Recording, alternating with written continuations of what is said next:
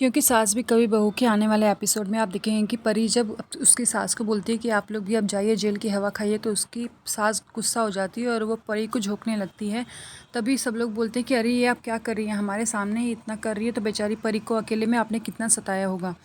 उसके घर वाले बोलते हैं कि प्लीज़ इन लोगों को ले जाइए, सबके सब जेल में जाने के लायक ही हैं। तभी पुलिस उन लोगों को सब ले जाके गाड़ी में बिठा देती है और जेल में डाल देती है।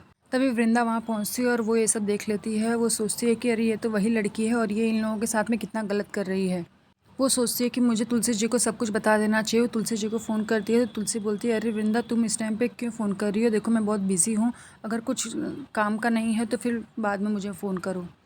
वो बताती है कि तुलसी जी, मैं आपके घर के बाहर ही खड़ी हूँ, प्लीज़ आप मुझसे एक बात कर लीजिए। तो वो बताती है कि किस तरह से उसने देखा है कि वो वीडियो कॉल पर उस लड़के से बात कर रही थी और बोल रही थी कि मैं अपना रिश्ता तोड़ने जा रही हूँ, अपने ससुराल को भी छोड़कर आ गई हूँ। तभी तुलसी उसको डांटती है, बोलती है कि मैं अपने बच्चों के बारे में इतना सब कुछ नहीं सुनना चाहती। मैंने देखा है मेरे बच्चे के साथ में क्या हुआ है, तुमने नहीं देखा है, तो तुम इस तरह की बातें मेरे सामने मत करो।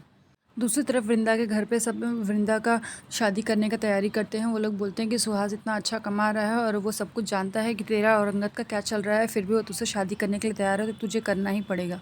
वहीं वीरानी इसके घर में देखने में मिलता है कि सारे समाज के लोग आ जाते हैं और वो लोग बोलते हैं कि आपकी बेटी के साथ में बहुत कुछ गलत हुआ, हमें पता नहीं था कि इस समाज में ऐसे भी लोग रहते हैं, अब हम आपके साथ में हैं।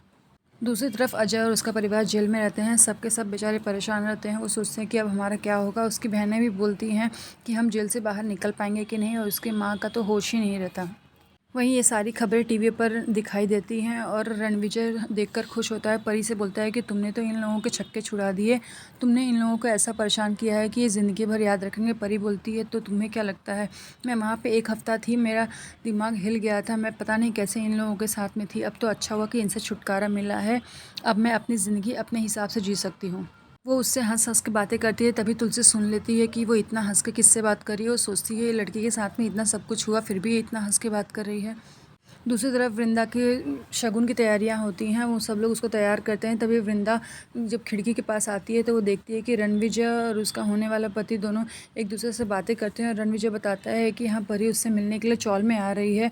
ये सब सुनकर वो सोचती है कि मुझे तुलसी जी को बता देना चाहिए, लेकिन वो बोलती है कि नहीं, तुलसी जी ने उसे उस दिन मुझे कितना सुनाया था, अगर मैंने उनको बताया तो वो फिर से मेरी बात नहीं सुनेंगी।